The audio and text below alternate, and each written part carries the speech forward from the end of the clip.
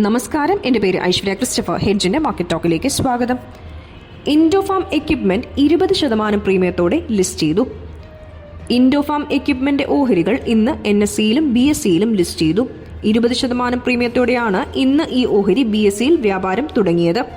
215 രൂപ issue വിലയുണ്ടായിരുന്ന ഇൻഡോഫാം equipment 258.40 രൂപയിലാണ് BSEയിൽ വ്യാപാരം തുടങ്ങിയത്.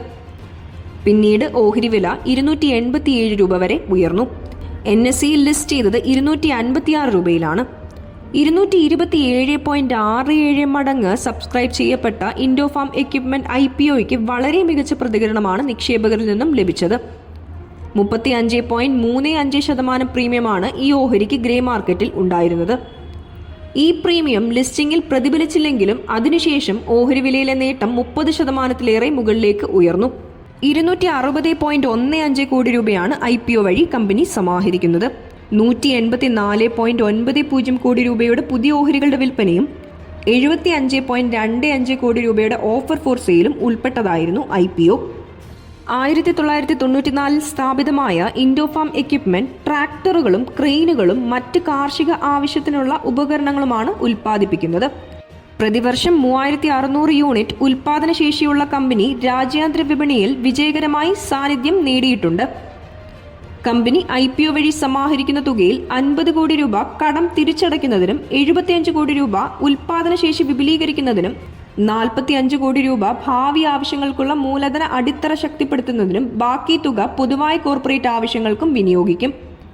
2022-23 370.76 കോടി രൂപയായിരുന്നു കമ്പനിയുടെ വരുമാനം. 2023-24 375.23 കോടി രൂപയായി ഉയർന്നു. ഇക്കാലയളവിൽ ലാഭം 15.37 കോടി രൂപയിൽ നിന്നും 15.60 കോടി രൂപയായി വർദ്ധിച്ചു.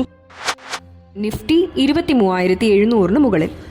ഇന്നലെ ശക്തമായ ഇടിവ് നേരിട്ട ഓഹരി വിപണി ഇന്ന് നേട്ടം രേഖപ്പെടുത്തി. നിഫ്റ്റി 23,700 പോയിന്റിന് മുകളിലായാണ് ഇന്ന് ക്ലോസ് ചെയ്തത്. സെൻസെക്സ് 234 പോയിന്റ് ഉയർന്ന് 78,199-ലും നിഫ്റ്റി 91 പോയിന്റ് ഉയർന്ന് 23,707-ലും വ്യാപാരം അവസാനിപ്പിച്ചു. 2,527 ഓഹരികൾ നേട്ടം രേഖപ്പെടുത്തിയപ്പോൾ 1,286 ഓഹരികളുടെ വിലയിടിഞ്ഞു. 103 ഓഹരികളുടെ വിലയിൽ മാറ്റമില്ല.